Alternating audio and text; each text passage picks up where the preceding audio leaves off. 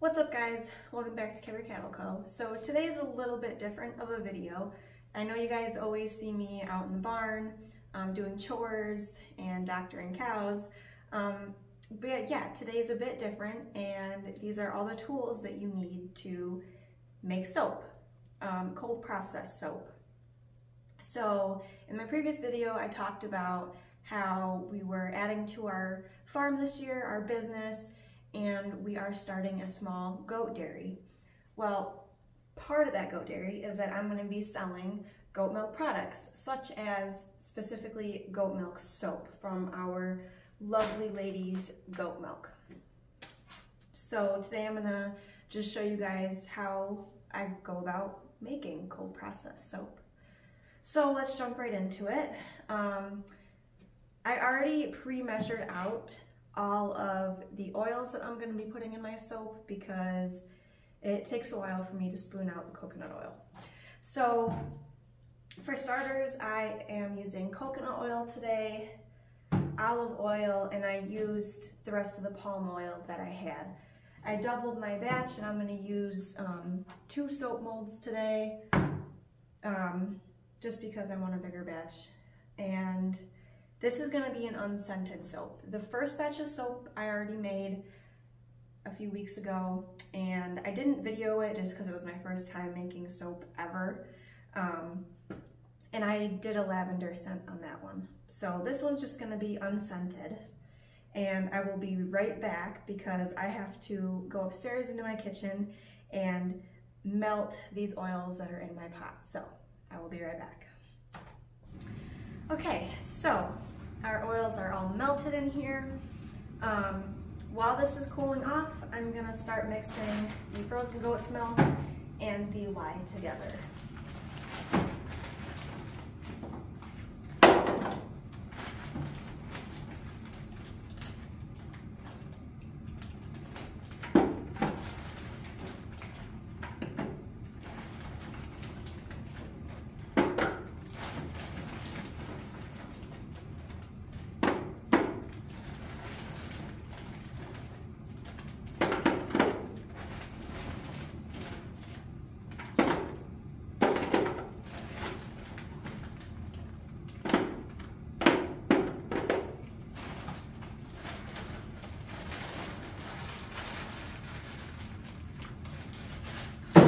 Okay, so now all this is measured out, and we're gonna start adding the lye very slowly. You always wanna wear safety goggles when you're handling lye because lye is super caustic and it will burn your skin, your eyes, anything that it gets on.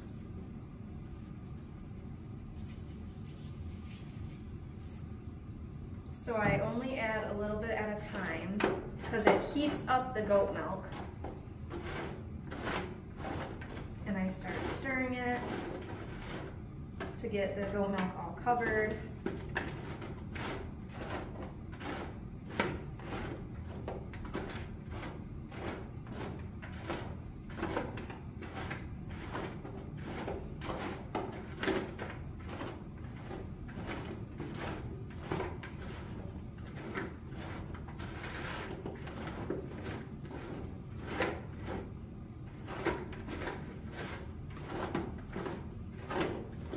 The reason why I'm using frozen goat's milk instead of, regular goat's milk out of the fridge is because lye heats up any solution that it's mixed with. So if you mix it with water or milk, it heats it up to a very high temperature. So I freeze the goat milk so that the lye doesn't scorch the goat milk.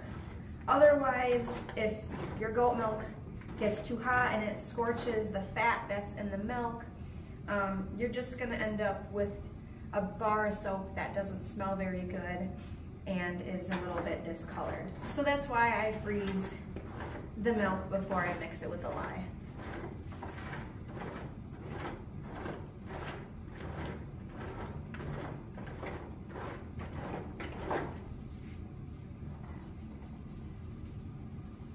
Continue adding little bits of lye.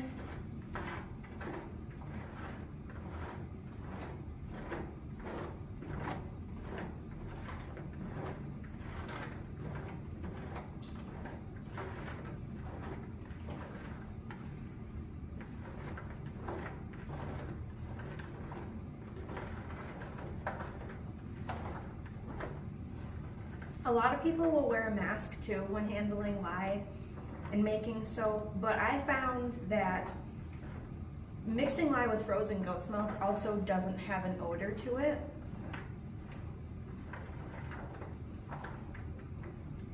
So that is one less thing to worry about when you are handling this chemical.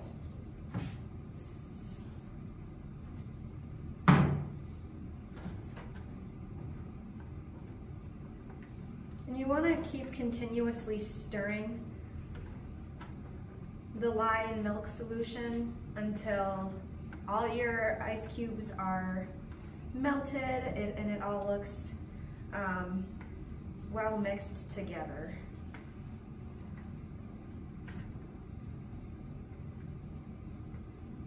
Okay, so that's good. Now the oils and the milk are ready to be mixed together. So you want to make sure that your oils and your lye solution is fairly close to the same temperature. I don't have a thermometer yet, so I just do it by feel on the sides, and you can kind of tell when it's close to the same temperature and when you know your oils are too hot or your lye is too hot. But in this case, I think we're good. So I'm just gonna go ahead and pour it in there really slow.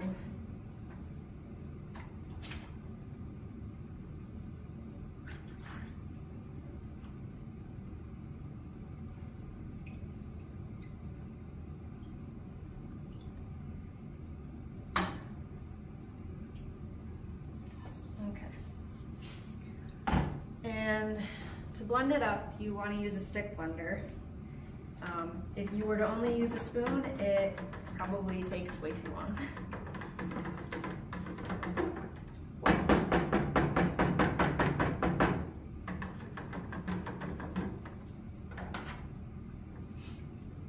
So I'm gonna blend this now until it gets to like a pancake consistency. So you want it to be a little thick, but not too thick before you pour it into your molds.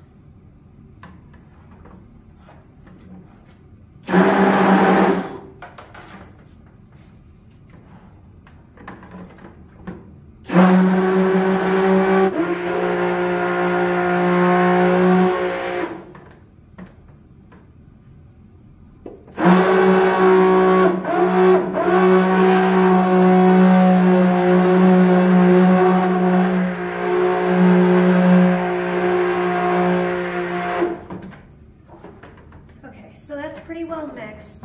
I'm gonna run upstairs because I forgot a spoon to do a little bit of a detail on top of the soap after I pour it into the mold. So I'm gonna go upstairs and get that quick before this gets too thick too quick.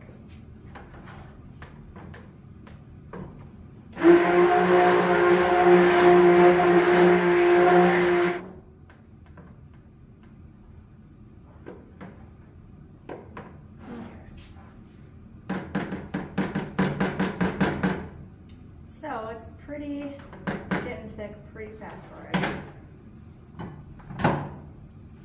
So I'm going to pour it into my molds now.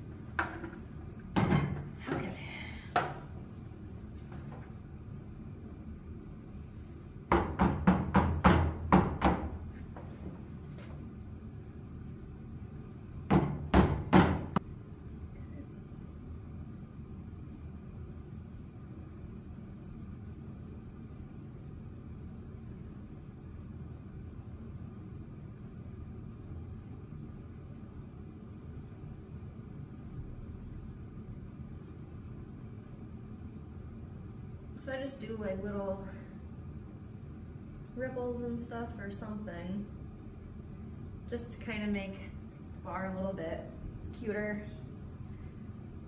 rather than just an ordinary square bar, I guess.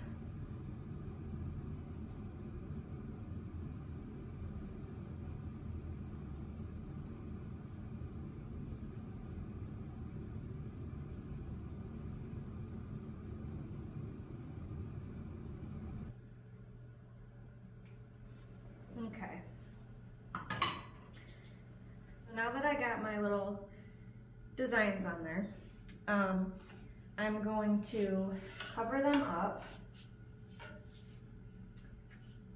and I'm going to put them on the shelf in front of me. So I'm gonna let these sit for 2 days, come back, take them out of the loaves, and then cut them into bars, allow them to sit for 4 to 6 weeks, and then they will be cured. The curing process is just excess water and stuff like that evaporating out of the bar, which is what makes it a harder bar. So, thank you guys for watching my video today. Have an awesome weekend. I'll catch you guys later.